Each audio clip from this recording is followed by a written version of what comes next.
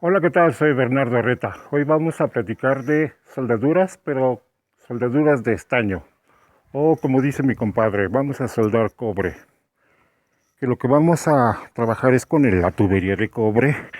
Y con lo que vamos a soldar va a ser con eh, la soldadura que es mejor conocida como estaño.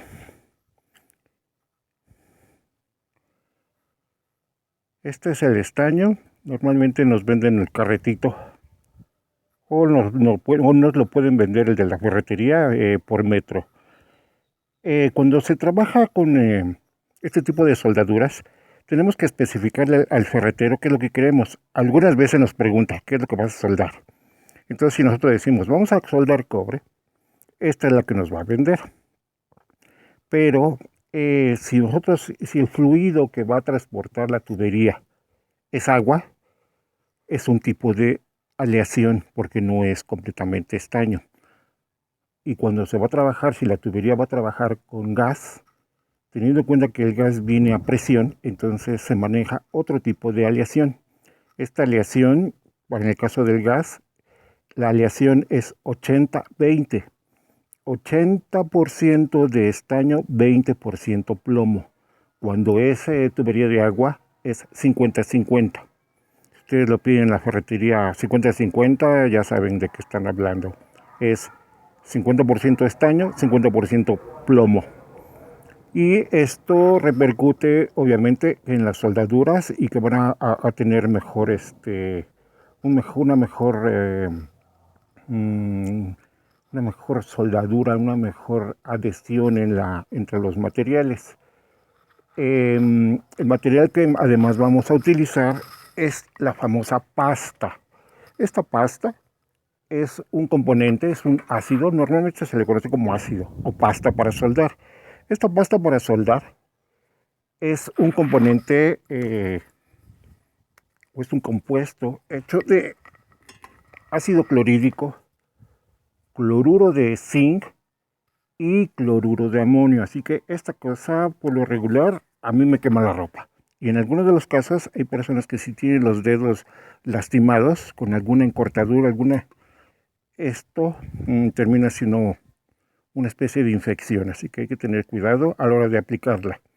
Esta pasta, la función que hace es aumentar la temperatura y además hace que la soldadura corra, es decir, se desplace de manera uniforme dentro de la soldadura. El material con el que más, además vamos a trabajar en este caso para hacer esa, vamos a hacer una extensión de esa tubería de cobre que transporta gas. Vamos a hacer una perforación en ese muro y vamos a ampliar la perforación, pero no a golpes. Lo vamos a hacer con brocas. Esta broca, que es de 10 pulgadas, nos va a servir para guía. Después con esta vamos a empezar a ampliar, a bocardar la perforación. Esta es una broca de media. Y finalmente terminamos con la broca de pulgada. Todas estas brocas son para concreto. Se van a perforar muros, las brocas tienen que ser con esa especificación para concreto, que son un poco más duras. Para cortar el tubo de cobre o los tubos con los que se vayan a trabajar, tenemos esta opción que es nuestra famosa cegueta. En este caso vamos a trabajar con este cortador. Este cortador hace los cortes más limpios y a la hora de que cuando se trabaja con la cegueta quedan residuos. Con este queda muy queda muy limpio el corte y nos queda mucho mejor. Para soldar, tenemos esta opción, que es un soplete de boquilla muy grande. Estos más bien funcionan cuando está trabajando uno en trabajos muy grandes. Y por lo regular, esta va directamente conectado al tanque de gas y es bastante eficiente. Antes los aparatos para soldar, los sopletes eran de gasolina, pues eran eran más obsoletos, eran aparatos muy grandes. Tenemos esta otra, que esta ya es pieza de museo, ya creo que no hay cartuchos. El más común es utilizar este. Este es bastante eficiente, su combustión es bastante buena, la flama que lanza es bastante concentrada y eso hace que se gaste menos gas. Y con un tubito de estos se puede hacer un trabajo más o menos amplio, bastante grande. Bueno, pues les decía que esta es parte de la herramienta con la que vamos a trabajar. Con esta vamos a perforar. Para limpiar los tubos de cobre vamos a utilizar lija. Hay unas lijas que el mismo ferretero nos puede vender y nos las vende por metro. Cuando estamos hablando con el ferretero de que vamos a trabajar, que ya estamos pidiendo la soldadura y todo esto, él ya sabe que esta es la lija que le vamos a pedir, lija por metro. En el mercado existen doble cero y esta que es del 6. ¿A qué se refiere? Al grano, qué tan grueso es el grano de la lija. Esta que es del 86 o del 6 es un grano más angosto, más pequeño, que nos sirve precisamente para pulir muy bien los tubos de cobre. Esta otra que es el doble cero es el grano es mayor, más amplio, más grueso, y este es bastante, ya está pasado, este ya es como para estar lijando tubos, pero de acero, o sea, cuando ya es un óxido muy grueso, muy resistente. En este caso, nosotros vamos a utilizar la del 6. Cortamos un pedacito y con esta vamos a pulir nuestros tubos. Lo vamos a hacer como si estuviéramos boleando los zapatos. Incluso hay los plomeros en algunos de los casos llegan a definir este trabajo de limpieza de tubos como boleo o la boleada famosa.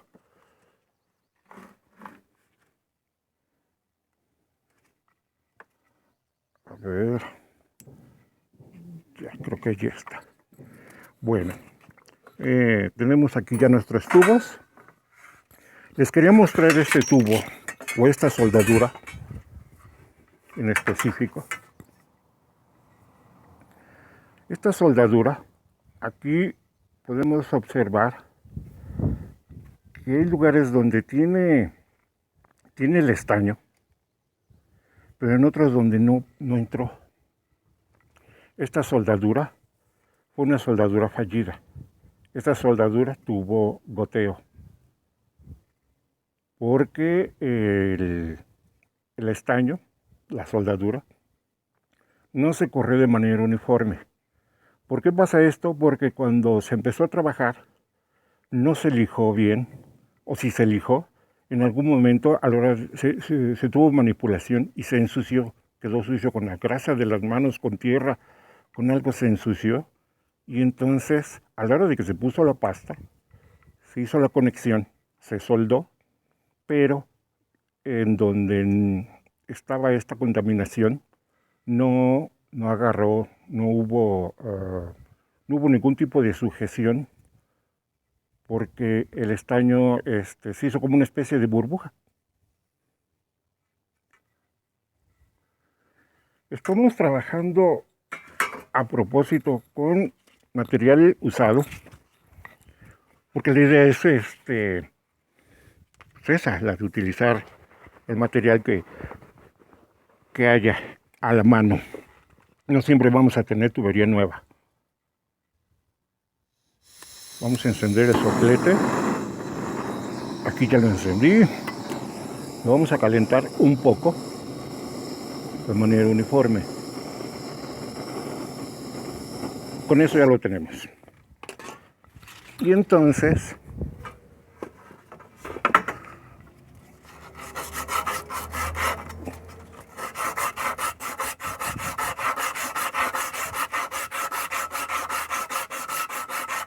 tenemos este movimiento que es el que les decía yo de el famoso boleado. Y así es como va quedando nuestro tubo. Al calentarlo, nosotros estamos reduciendo la resistencia del material viejo. Aquí podemos ver en donde sí hubo contacto con la soldadura y con la conexión, en donde no la hubo y hubo fuga.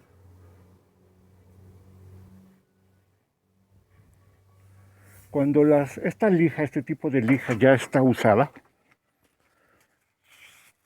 se le conoce como filo muerto o lija muerta. Pero esta lija, aun cuando ya está muy usada, nos puede servir para seguir puliendo. Lo podemos continuar usando para seguir puliendo, digamos que necesitáramos dar una limpieza a todo el tubo. Lo podemos hacer con una lija muerta y nos queda muy bien. No nos quedan estas rayas. No sé si se alcanzan a apreciar. Estas rayas ya no alcanzan a quedar. Queda bastante limpio, queda muy bien, queda prácticamente como si fuese un tubo nuevo. Y esto nos permitirá después aplicar alguna pintura. Quería platicarles también, hacer el comparativo con la tubería. La tubería de cobre es excelente, es la más recomendable, es la más óptima para utilizar con el gas, por la presión en la que se maneja la tubería del gas. Se manejan presiones importantes que no los podría aguantar o soportar cualquier tubo. Aquí tenemos una instalación de tubo verde, que es el PPR, es polipropileno random. Yo no sé el random si lo utilizan como apellido, pero así se llama, PPR, polipropileno random. Que a diferencia de este otro tubo, que es el PVC, el polipropileno random, el PPR, es más eficiente, tiene sus conexiones son trabajadas con su termofusionador. Sus conexiones son bastante eficientes.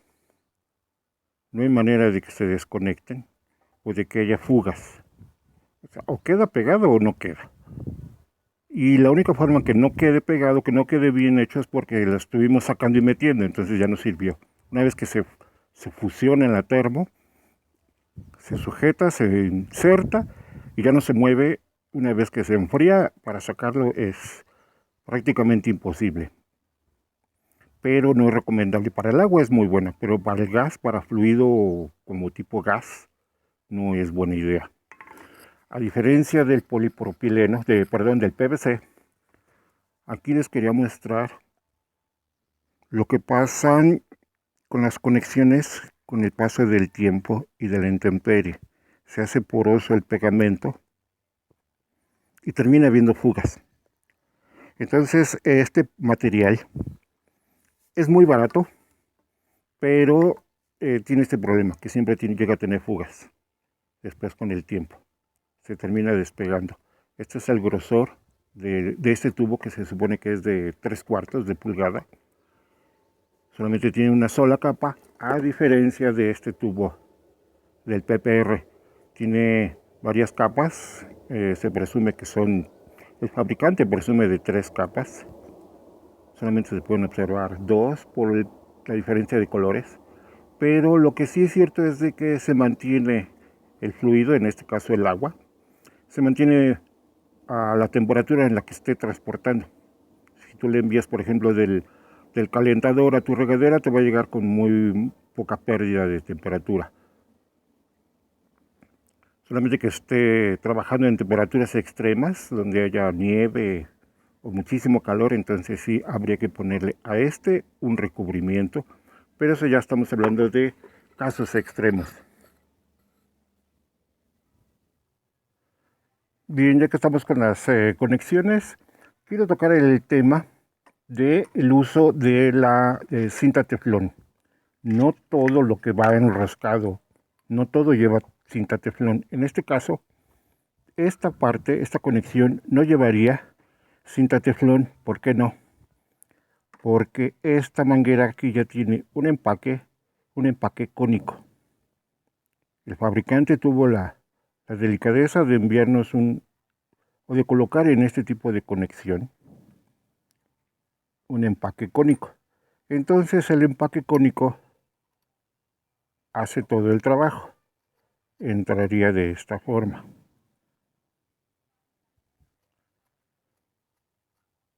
Si en su caso, si en algún momento ustedes dicen, bueno, pero yo quiero ponerle cinta teflón. Bueno, tenemos la cinta teflón.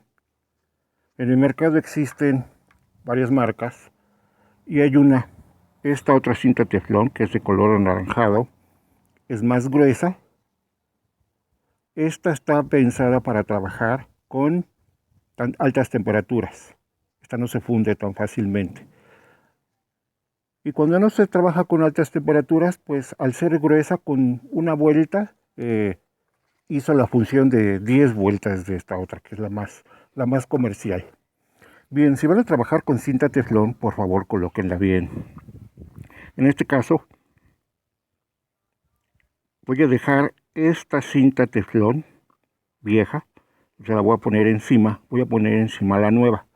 Me va a servir para que haga la función. Ya una vez que quede envuelta, va a quedar como si fuese cónica. La manera de colocar la cinta teflón es del lado de donde está dando las vueltas, no al revés. ¿Por qué no al revés? Ahorita les voy a mostrar por qué.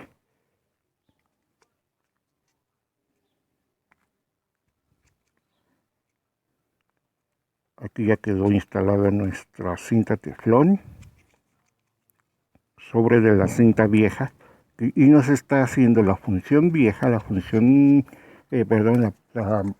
pequeña cantidad que tiene de teflón antigua, nos sirve para que quede como una especie de cono. Entonces, al hacerla a la misma dirección a donde va a entrar la conexión, va a suceder un efecto muy chistoso. La va a terminar alisando, no va a ir en contra. Esta la puse yo en contra y vean qué es lo que sucede cuando se pone al revés la cinta. Se empieza a jalar, se empieza a deshacer y en vez de ayudar nada más hace bolas. Si en el último momento van a utilizar la cinta teflón en todas sus conexiones, utilícenla bien para que no pase esto. Allí ustedes mismos lo están retirando y están haciendo un trabajo pésimo, donde sí va a haber fuga y de todas maneras se está gastando un material que ahí no sirve. Otra conexión que tampoco lleva teflón, las conexiones del gas. Las conexiones del gas son cónicas. Solamente cuando están mal, o sea, si alguna de las piezas está lastimadas, entonces sí va a haber fuga, pero si el cono está en perfectas condiciones, esta conexión tampoco lleva cinta teflón.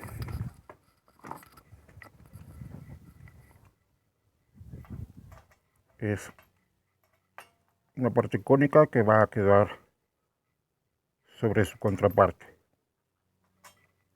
No la necesita, repito, pero si ustedes deciden en algún momento instalársela, por favor instálenla bien.